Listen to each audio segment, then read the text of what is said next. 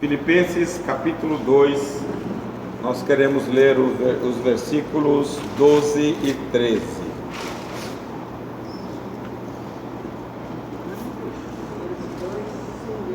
Filipenses capítulo 2, os versículos 12 e 13.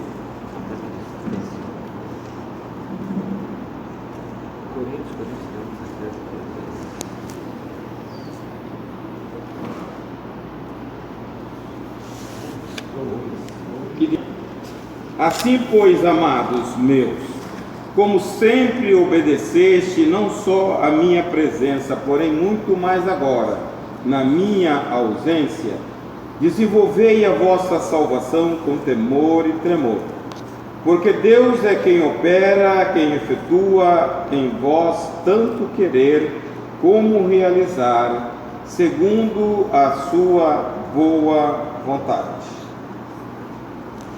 Nós pegamos um texto isolado do capítulo. A Bíblia, quando ela foi escrita, ela não tinha capítulo nem versículos, ela era uma leitura contínua. Quando você vê o capítulo 2, dá a entender que na igreja de Filipos havia atritos entre os irmãos, e Paulo faz uma recomendação dizendo que eles deveriam considerar o irmão superior a eles, que eles não fossem egoístas. No versículo 4, que cada um olhasse a demanda do outro como se fosse dele. E aí ele apresenta um exemplo de humildade e obediência. A partir do versículo 5 ele fala: tende em vós o mesmo sentimento que houve em Jesus. Por quê? Muitas vezes nós criamos casos com coisas tão pequenas, perdemos a paz, perdemos a alegria, perdemos a motivação de servir ao Senhor por coisas irrelevantes. E ele fala: o Senhor Jesus, sendo Rei, sendo Deus, não teve por usurpação ser igual a Deus, a si mesmo esvaziou-se, tomou forma humana, e como homem ele desce ao mais baixo nível de servo. E ele passa por uma morte mais vexatória que existia, morte de cruz. Ele diz: olha, tudo isso ele faz por obedecer ao Pai, pelo que também Deus o exaltou soberanamente, e lhe deu um nome que está acima de todo nome, para que ao nome de Jesus todo joelho se curve e se dobre, e vai dizer: um dia só o Senhor é Deus. Glória a Deus. O que é isto? É a descida, é a obediência que Deus eleva.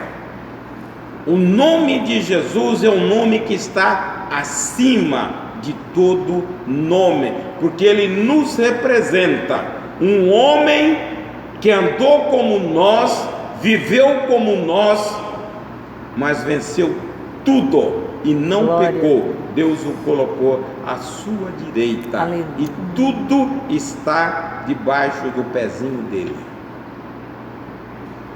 E aí ele trata, aí Paulo faz uma aplicação para nós.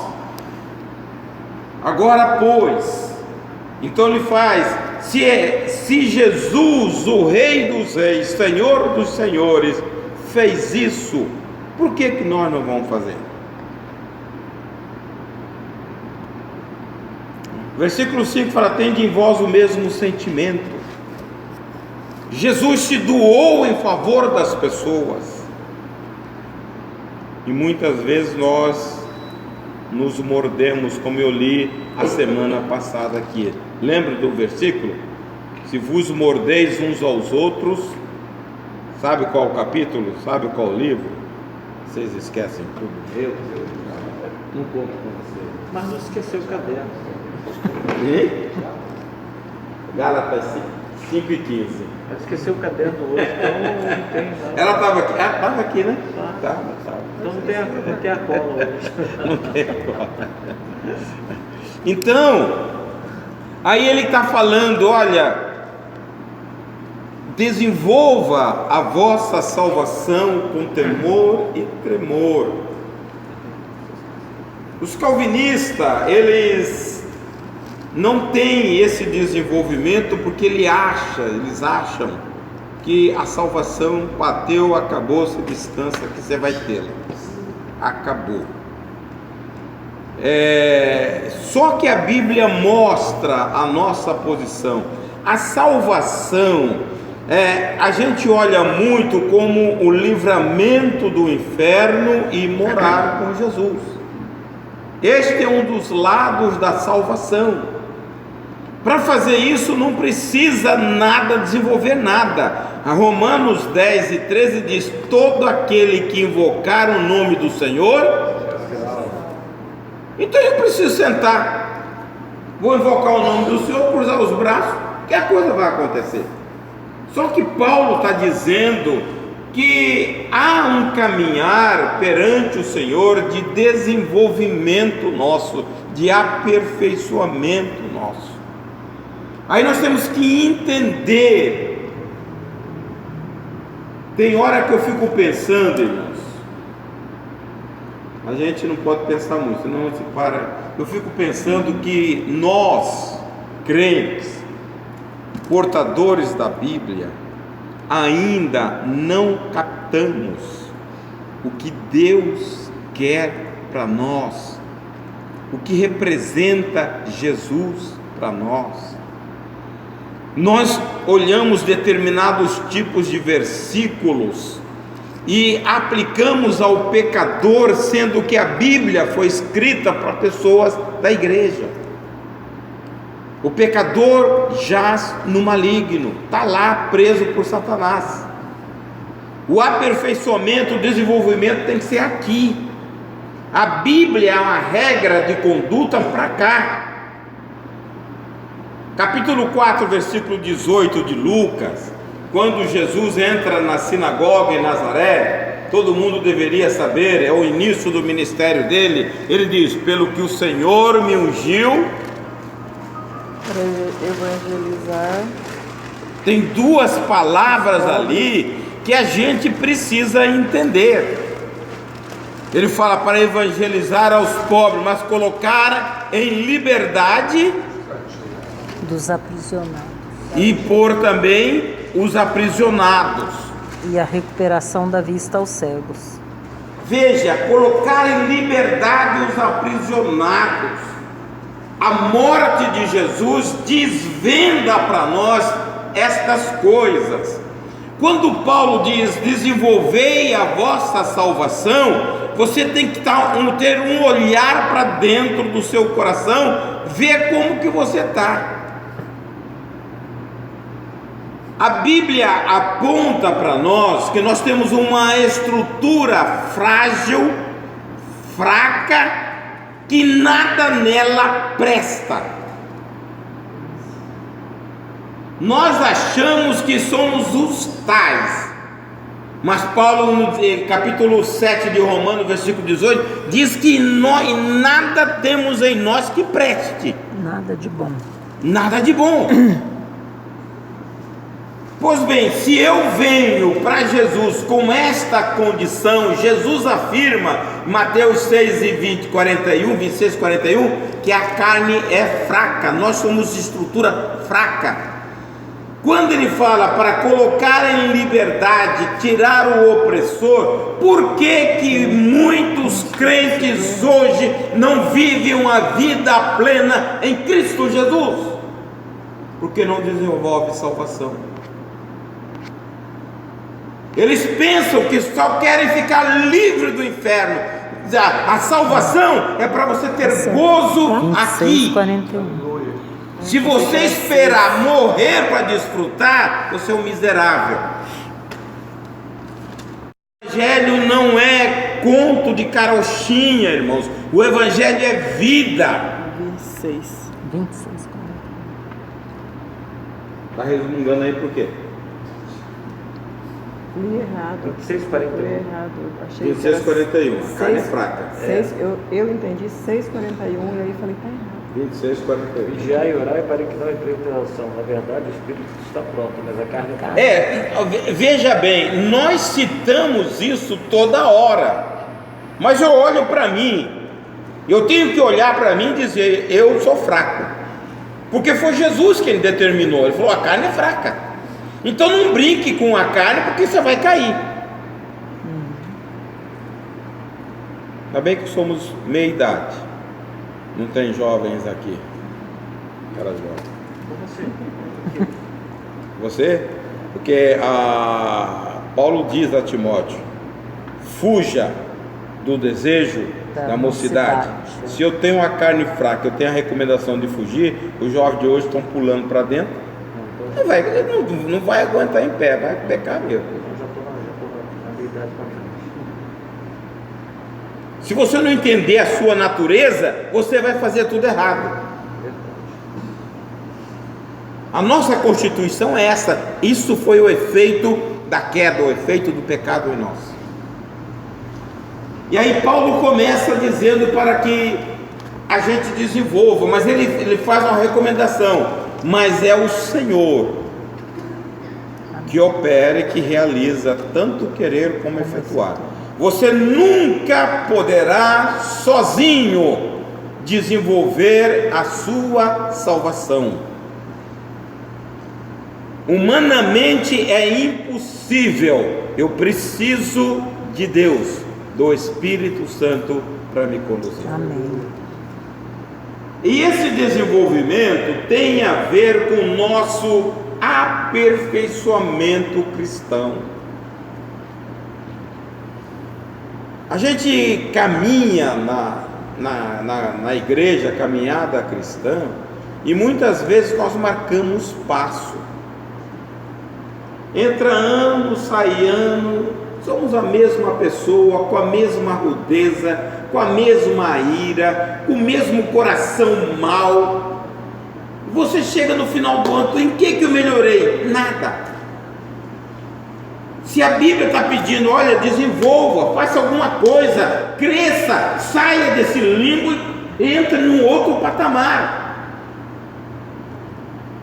A minha preocupação, irmãos, é que nós estamos vivendo um momento de dificuldade na igreja, porque nós temos um adversário que combate contra nós. Satanás não brinca. Satanás antigamente ele degolava a cabeça das pessoas, matava as pessoas. Hoje ele mata sentado na igreja, cantando no ministério do louvor, cantando o hino ao Senhor, morrendo secamente espiritualmente, por falta de percepção. Nós temos um Deus vivo que fala, que indica, mas nós temos que ter relação com Ele. Se eu não tiver, se eu for um estrangeiro para o Senhor, eu não vou saber. Senta perto do estrangeiro, não vai entender nada. Vai falar, não vai entender nada. Tem muita gente que é estrangeiro com Deus. É a palavra, não sabe como Deus age, não sabe como Deus fala, não tem o toque de Deus. O Espírito fala, irmãos. O Espírito mora no nosso coração, irmãos. O desenvolvimento nosso, da nossa salvação, é para preparar o recinto para a morada do Espírito. Quanto mais você limpar o coração, preparando a salvação, mais você será cheio da presença do Espírito. Nós sempre falamos aqui a situação do copo cheio de barro. Nós somos um copo cheio de sujeira, e eu não posso pegar o copo e derramar a sujeira e encher de água limpa. A sujeira tem que sair pelo volume de água limpa que entra no copo. Vocês estão entendendo a importância do desenvolvimento e salvação? Se o seu desenvolvimento for gotas, quando é que vai limpar o copo? De gotas não. Você está entendendo? Se for gotas, quando que vai limpar o copo? É isso que está muitas vezes na nossa natureza, porque a gente não entende a natureza, não existe nada de bom. A mudança que tem que ocorrer é você limpar o copo. E o que limpa? A água da palavra. Amém. A aplicação, é aquilo que Tiago fala: não seja somente ouvinte, mas seja praticante da palavra. Tá? Tiago, capítulo 1, versículo, acho que 12. Não, é 12? 12? Acho que é 12, 12 ou 22. 22. E sede cumpridores da palavra, e não somente ouvintes, enganando-vos com falsos discursos. Enganando-vos a vós mesmos. Então eu preciso trazer o desenvolvimento.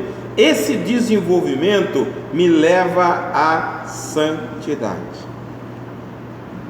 Eu vou tirando, irmãos, aquilo que me oprime, os ranços que nós trazemos. Eu sou crente, mas Se pisar no meu pé, você está entendendo? Meu braço não é. Pisar no meu pé. E tem muita gente com esse conceito. Eu vejo até pastores. Não brinca comigo não. Cadê o desenvolvimento?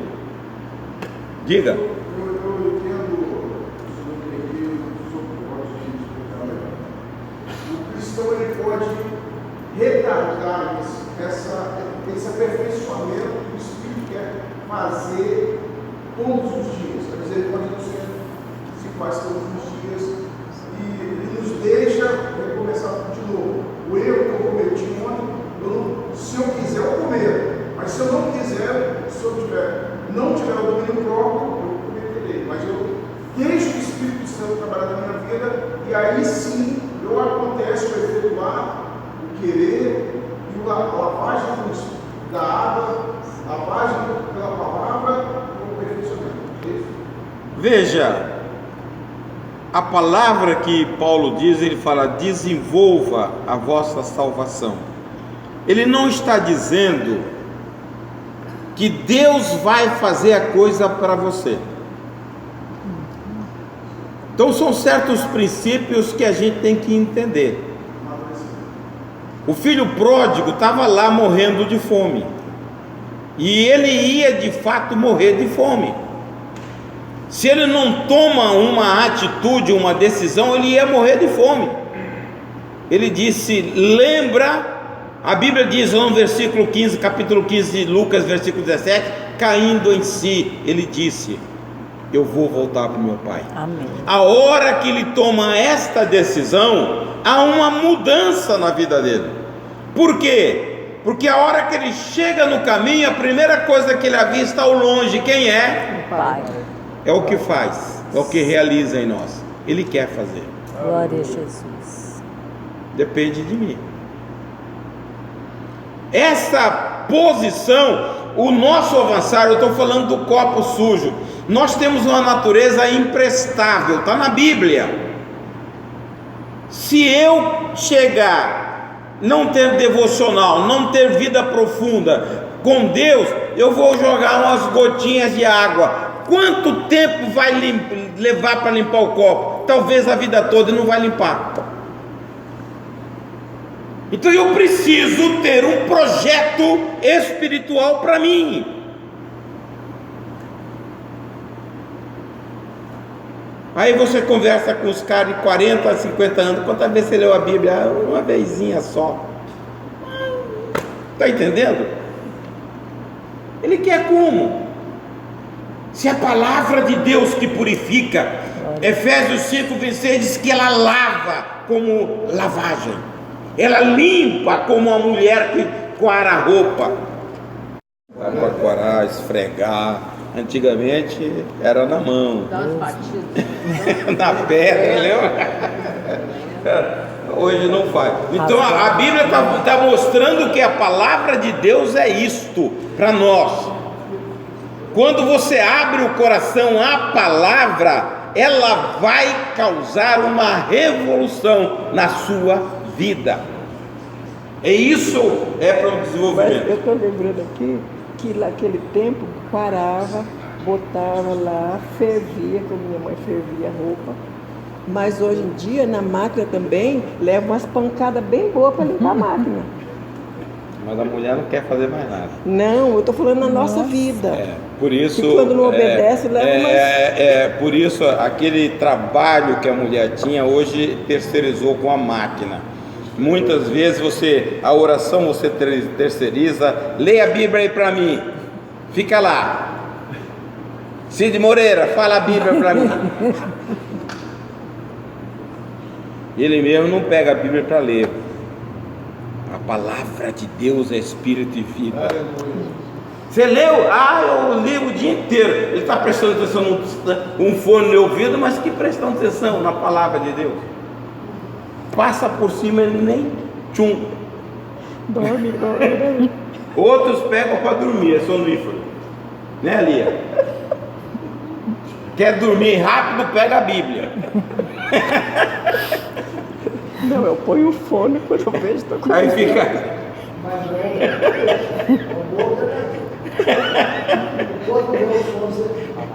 Rapaz, eu vejo ela lá, fica assim, desliga tudo, vai dormir.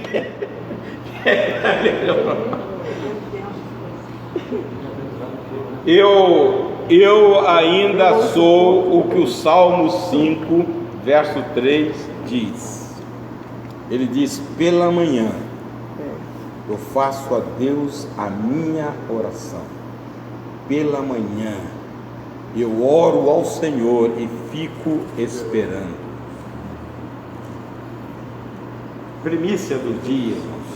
Final do dia você está já caindo pelas tabelas. Se você ajoelhar para orar, você dorme. Eu me lembro dos cultos de orações, quando eu era garoto, minha mãe me forçava aí, tinha aquela oração, depois levantava e eu continuava orando. Dormia, arrebatado, continuava orando. Não era fácil, mas não. Permaneceu. Ia na marra, mas permaneceu. Acabava a oração e eu estava lá de joelho ainda. Mas graças a Deus eu estou aqui. Glória a Deus. Aquele tempozinho de oração, meu Deus. Mas eu era criança, muito criança. A gente ia só para dormir. E minha mãe não deixava. Veja, então esse é um projeto pessoal nosso.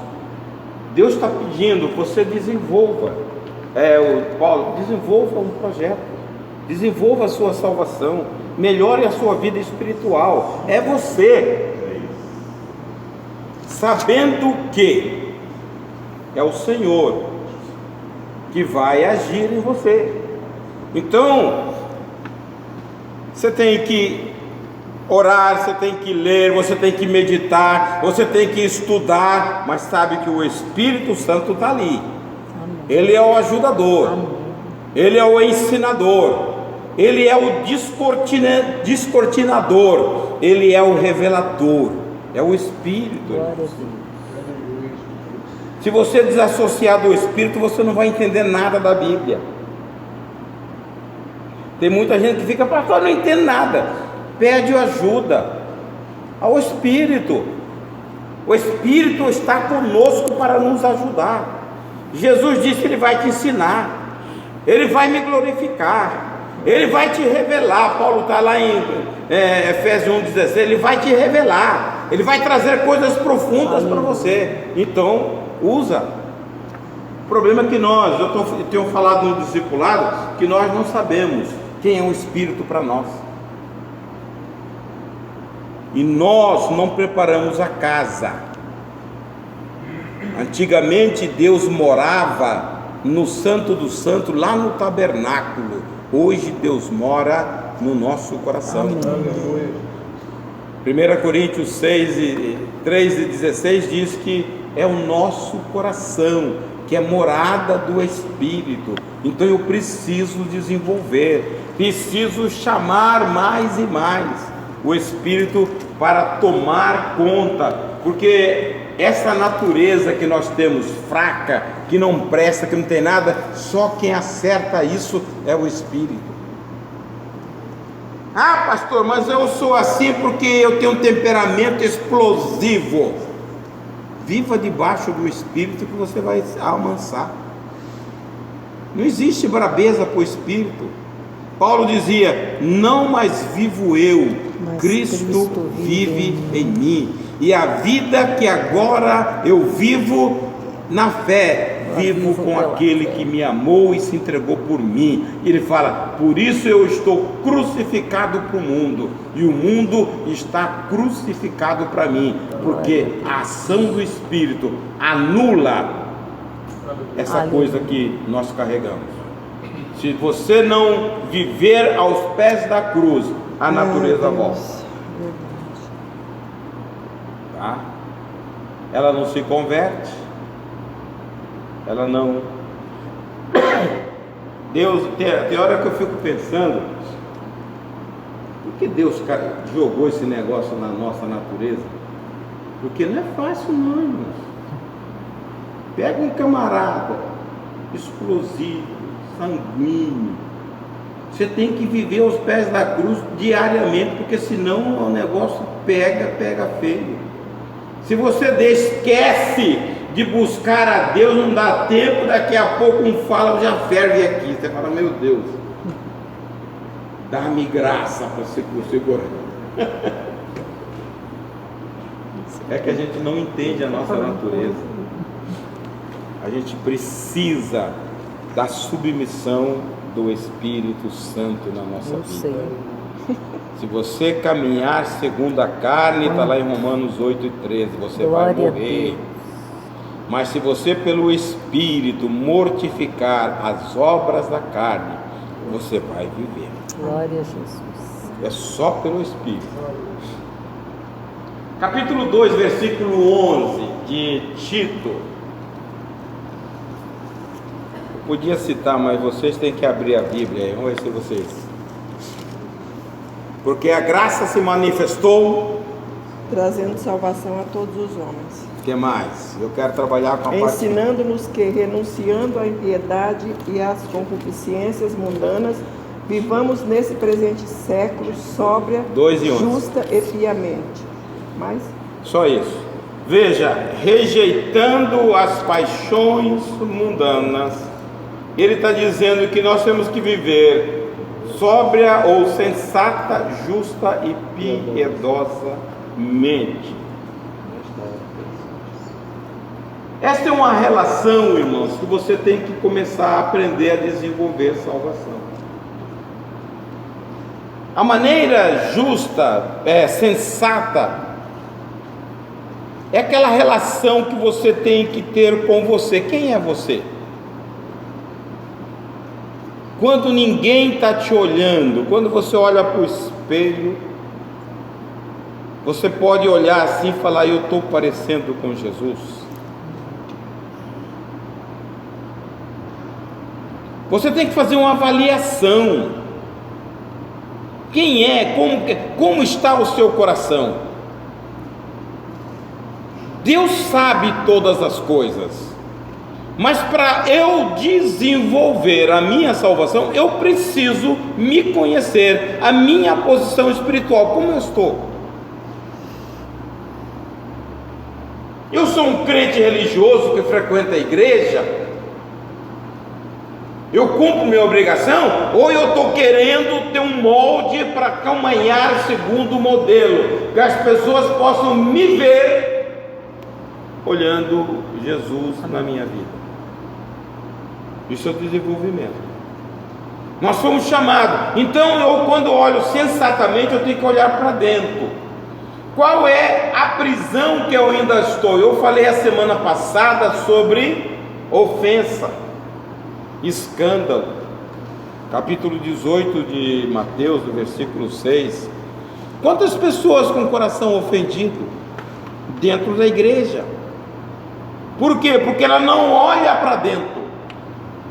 Nós temos uma facilidade muito grande de olhar as pessoas, julgar as pessoas. E acerte a sua vida, como você está. Você é manso, humilde? Ou você é um camarada irado, iracundo? Porque a gente tem hora que olha para a palavra de Deus e brinca. Paulo diz: olha, quem faz essas coisas responde mal, tem ira no coração, não vai entrar no reino dos céus. Será que as pessoas não têm temor de Deus? Que a palavra está dizendo que não pode, e o cara continua pisando e falando a mesma coisa. Por quê? Porque ele não olha para ele. Você avalia todo mundo, mas a maior avaliação que Deus quer de nós é o coração. Como está o nosso coração? Uma vida sensata.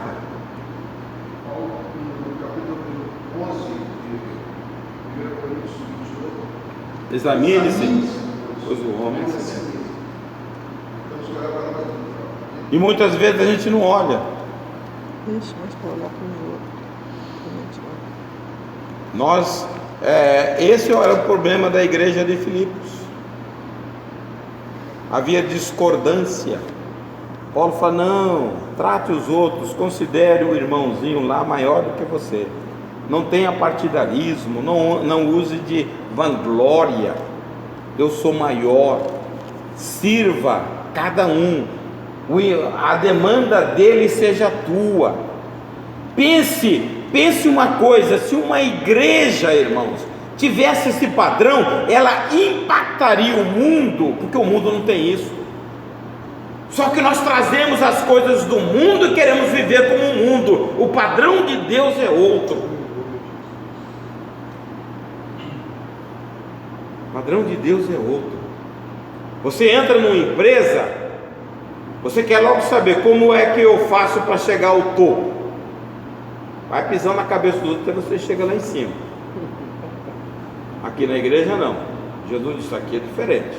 Você quer ser o grande? Desce e lava o pé de todo mundo e sirva todo mundo. O menor será o maior. E aí você traz o conceito lá de fora, vem para a igreja, você começa a pisar. Porque lá é assim, lá é guerra. E se você for mansinho, o cara te passa por cima mesmo. Lá é uma disputa. O cara tira o tapete assim na maior. Só que na casa de Deus é diferente. Aqui você tem que servir. Quanto mais você serve, mais você cresce perante o Senhor. Glória a Deus. É totalmente invertido.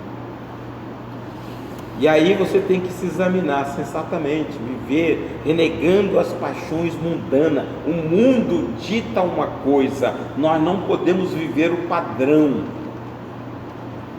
Não vos amoldeis ao padrão mundano. Romanos 12:2. Nós temos que o padrão divino.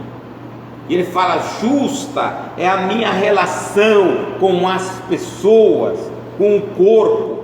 Nós muitas vezes, irmão, não entendemos quem somos. Nós somos corpo de Cristo, cabeça é o Senhor que nos rege, e nós mutilamos pessoas ao nosso lado, ferimos. Nós estamos ferindo o corpo que Jesus morreu e pagou um alto preço por cada um de nós. A nossa relação de justiça. Tem uma bem-aventurança, né? Bem-aventurados que têm fome e sede De justiça, porque serão saciados. ver a coisa certa, fazer a coisa correta. E aí ele diz piedosamente. piedosamente é vida cristã, vida com o Senhor. Qual é a minha relação com Deus? Qual é o meu devocional? Qual é o meu tempo, meu TSD? Meu tempo sozinho com o Senhor. Se eu não tiver disciplina para Deus, eu estou dizendo, eu só vou te procurar quando eu precisar. E muitas vezes a gente faz. Só tem tempo ao Senhor na hora do sufoco, na hora do desespero. Deus quer uma relação com você. O negócio é tão sério para Deus que a Bíblia diz que Deus passeava toda a tarde. Na viração do dia, Ele ia estar com ela. Deus quer a nossa visita.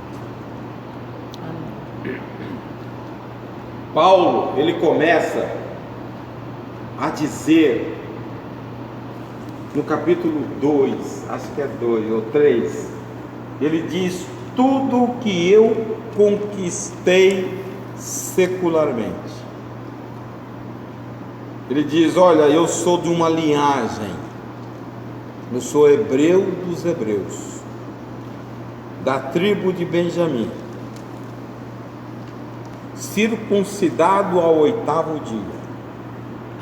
Segundo a lei, eu fui da seita farisaica, zeloso. Eu estava lendo isso esses dias, isso me chamou tanta atenção que eu nunca tinha prestado atenção. Ele era fariseu e zeloso pela lei. Eu parei assim, fiquei lendo e relendo. Me pergunto onde é que eu não sei. Eu abri a Bíblia assim. Eu vejo algumas razões, porque a chamada de Paulo, tá aqui, ela é Filipenses específica 3, e fora de todo o contexto de chamada que nós temos 4, na Filipenses Bíblia. 3, 4.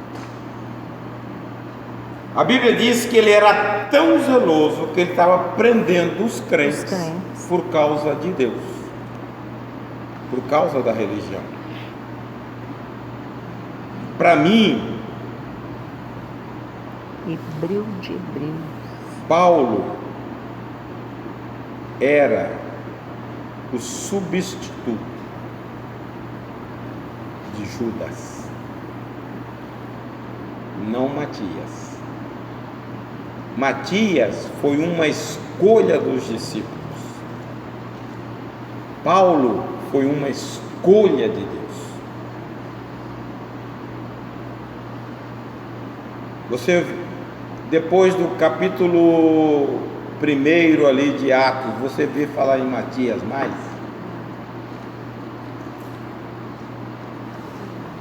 Só o apóstolo Paulo. E ele diz, lá no capítulo 1, versículo 15 de Gálatas, ele fala: pela graça de Deus, eu fui chamado do ventre para a obra. E Deus faz uma chamada, como ele era profundamente conhecedor da palavra, zeloso por Deus. A hora que ele cai com o resplendor da luz, e ele pergunta: quem é? Jesus responde: eu sou Jesus, a quem tu persegues. Ele cai por terra. Qual era o grande problema de Paulo? Aceitar Jesus como Messias. Quando ele ouve no capítulo 7 o discurso de Estevão, Estevão fala: este Jesus que foi crucificado por vocês, Deus o fez Cristo. E na visão racional, na mente racional de Paulo, ele conhecia a lei, e a lei dizia: todo aquele que for pendurado no madeiro é maldito. Está lá em Deuteronômio 19. Veja, como que o Filho de Deus pode ser maldito? Esse era um choque. Então ele tinha a igreja como seita, por causa de um impostor, que Jesus para ele era um impostor. Um maldito não pode ser filho de Deus. A hora que Jesus pessoalmente fala, eu sou Jesus, a quem tu persegues, aí tem que ligar os pontos, irmãos. Tem hora que você está meditando na Bíblia, aí você liga os pontos, os versículos, aí você tem muitas vezes mentalmente um princípio, uma revelação, porque tudo, por isso que eu falo com vocês, leiam a Bíblia, guardem a Bíblia na cachola, liga tudo e fala, opa, olha aqui ó, a revelação de Deus. E Paulo foi assim, a hora que ele entendeu que Jesus era o Messias, ele falou, esse é o Filho de Deus. E quando você vê Paulo escrevendo e anunciando o Evangelho sem ter base escrita, porque a primeira epístola a ser escrita foi Gálatas. O Evangelho de Marcos, que foi o primeiro, foi escrito bem depois. E um dia ele sai de lá da Ásia, ele vai lá para Jerusalém conferir o que ele pregava. Ele falou, o que eu estou pregando é igualzinho que os apóstolos que andaram com Jesus pregam. Eles aprenderam com Jesus, eu não, eu fui revelado por Jesus. Ele falou, não há discrepância, o que eu prego eles pregam. Por quê? Porque somos dirigidos pelo mesmo Espírito. Então essa chamada, quando Paulo começa ele descortinar, ele fala, olha, tudo que eu tinha de relevância na vida secular para mim é esterco, porque eu encontrei algo muito, infinitamente mais glorioso. Ele fala, a sublimidade do conhecimento de Cristo. 3:8 de Filipenses. E na verdade tenho também por perda todas as coisas, pela excelência do conhecimento de Cristo Jesus, meu Senhor, pelo qual sofri a perda de todas essas coisas, e as considero como esterco, para que possa ganhar a Cristo. Então, ele faz uma troca. Tá? Ele era um erudito criado aos pés de Gamaliel, o rabino de excelência. Paulo foi criado lá. E ele fala, nada disso me serve, agora Jesus é o maior. E ele diz, olha, se vocês olharam o versículo 10, ele disse, para o conhecer e o poder da sua ressurreição, a minha comunhão com os seus sofrimentos e o valor da sua ressurreição. A vitória do crente está na ressurreição de Cristo. Paulo diz no capítulo 15 de 1 Coríntios, se Cristo não ressuscitou, vocês ainda permanecem nos vossos pecados. Mas ele ressuscitou, ele triunfou sobre a morte e ele venceu. E esse triunfo, Paulo diz a Timóteo que nos abre a mente para compreender a nossa imortalidade. Amém. Olha aí para 2 Timóteo 1:10. Então ele fala que a ressurreição de Cristo aponta para algo que nós temos. Nós somos imortais. O corpo vai tombar, mas ele um dia vai ser glorificado. 2 Timóteo 1:10. Para o conhecer, como que é? É manifesta agora pela aparição de nosso Salvador Jesus Cristo, o qual aboliu a morte, trouxe à luz a vida e a incorrupção pelo Evangelho. Trouxe à luz a vida e a incorrupção pelo Evangelho. Mas tem uma outra versão que fala a imortalidade. Verdade, por intermédio do Evangelho. Quem? Defendia a lei. A lei. O Ele era ritual de irrepreensível circuncidar na lei. tinha que passar por todos aqueles ritos. Cria em Deus. E a palavra diz que ele era irrepreensível na lei. Nossa, ele podia Não, ser. ele cumpria a lei, era obediente à lei. Ela é extremamente zeloso. Aí quando Deus o chama, lá o Matias vai lá e fala: Senhor, esse camarada está causando tanto estrago. E Jesus diz para ele: para mim é um vaso útil. E eu vou mostrar para ele quanto ele deve sofrer pelo meu nome.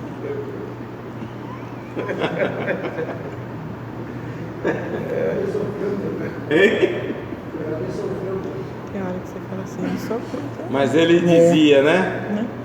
O sofrimento do tempo presente não são para se comparar com a glória que em nós vai ser revelada. NVI, pastor. Hein? NVI que fala imortalidade. Imortalidade. A Ara também fala. Paulo visualizava isso. O Evangelho tem que visualizar. Isso que ele suportava. Isso aqui é barato. É barato. O que eu vou receber, tudo isso aqui é barato. Não dá valor. Nós damos valor a título. Doutor fulano de tal, PhD, não sei o quê. Você já viu os caras que passam meia hora falando dos títulos dele? Teve uma irmã que veio aqui, ela falou uma meia hora o título dela. Sou psicóloga, sou isso, não sei o quê, não sei o quê, não sei o quê. Acho que o senhor vai lugar para Jesus. Irmão, nós somos filhos de Deus. Não tem Glória título a Deus. maior do que isso. Amém. Lavados e remidos. Glória a Tem Deus. título maior do que isso. Glória a Deus. Espírito Santo. O desenvolvimento da nossa salvação, ele aplica nos três planos: como eu estou com a relação com os irmãos e como eu estou na relação com Deus. Vida piedosa é uma vida profunda em Deus. Quanto tempo, não vou perguntar não, você gasta, você investe no Senhor? Tem gente que mofa dormindo. Será que ganha tempo ou perde tempo?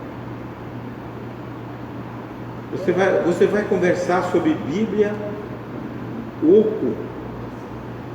Você está entendendo? Mas senta para conversar de futebol, senta para conversar de política. Todo mundo versa.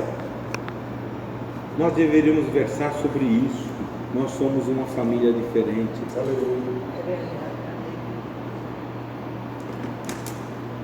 A Bíblia não dá interesse para a gente. São coisas misteriosas. A Bíblia é mistério de Deus. Lá no capítulo 13 de Mateus, versículo 11, Jesus falando para os discípulos: a vocês é dado conhecer os mistérios do reino. Por quê, irmãos? Jesus faz uma pesca maravilhosa. Estava Pedro, Tiago e João, 2 barcos de pesca, e eles eram proprietários de uma empresa. Jesus disse: vem e segue-me. A Bíblia está lá no capítulo 5 de Lucas. A Bíblia diz que eles largaram toda aquela quantidade de peixe e seguiram a Jesus. Jesus disse para Pedro: daqui para frente você vai ser pescador de homens, não de peixe mais. Então ele diz: mas para vocês que fazem isto por mim, eu vou abrir o meu mistério. Glória a Deus. Deus é um Deus de recompensa. Aleluia, é mesmo. Se você buscar o Senhor, você vai ter dele. Glória a Deus. Se você avançar no crescimento, você vai ter dele. Mas se você for um religioso, contentar com a sua frequência, infelizmente, você muitas vezes está correndo risco até do céu, que é o grande propósito nosso, morar com o Senhor. Mas o Evangelho nos é trazer plenitude de Deus aqui, vida com abundância, vida com satisfação, vida com prazer. Tem gente que reclama a vida toda. A palavra de Deus nos manda: agradeça, em tudo dai graça, porque Glória esta é a vontade de Deus. Eu estou imaginando falar qualquer dia desse sobre, eu já falei aqui, sobre a língua. Nós murmuramos muito e agradecemos pouco ao Senhor. Nós devemos inverter a nossa cantoria, agradecer mais. Porque quando você agradece, você abala os céus. Glória a Deus.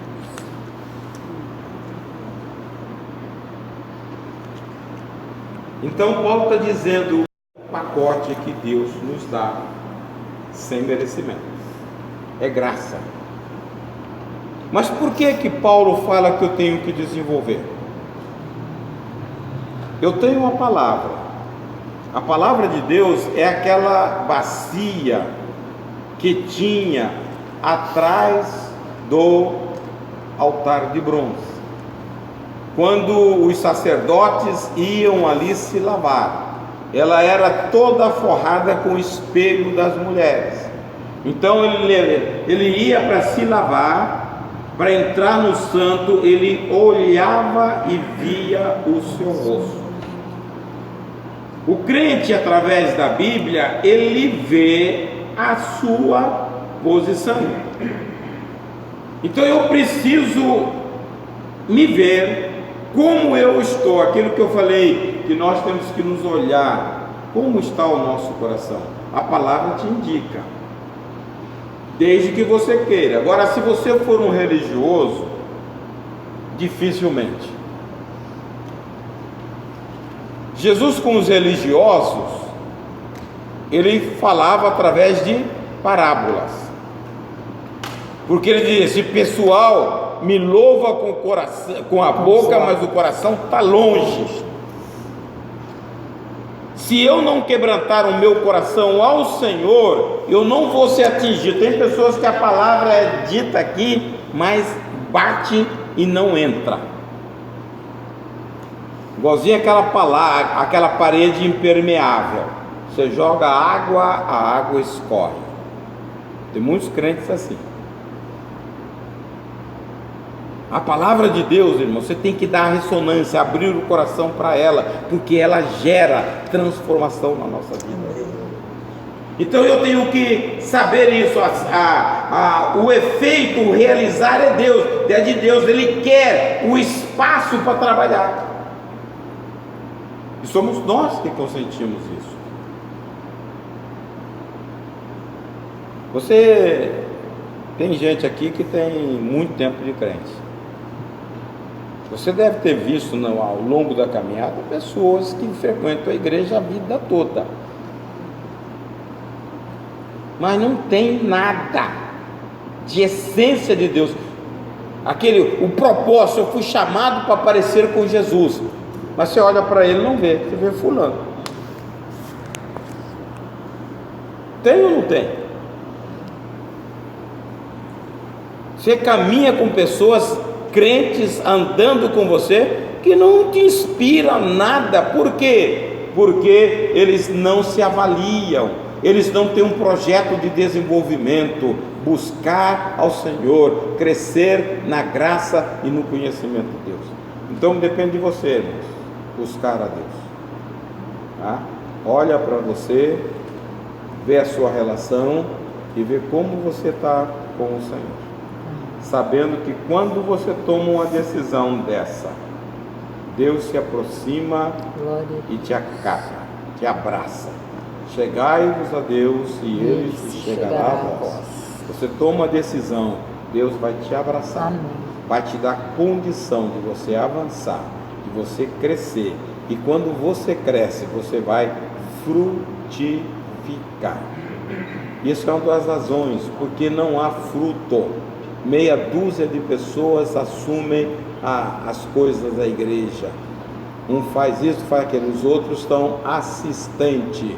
Quando você pertencer ao corpo e desenvolver a sua vida em Deus, você vai frutificar. Quem dera que cada um de nós assumisse o papel e frutificasse. O mundo está aí. Foi quarta-feira.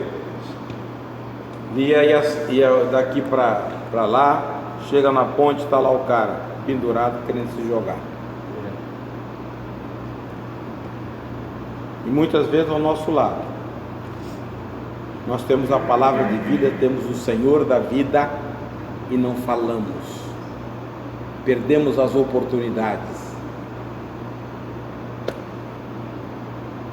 Isso é responsabilidade de cada um de nós, irmãos. Frutifique no Senhor, faça a obra enquanto é dia, porque a noite vem onde ninguém pode trabalhar. Amém?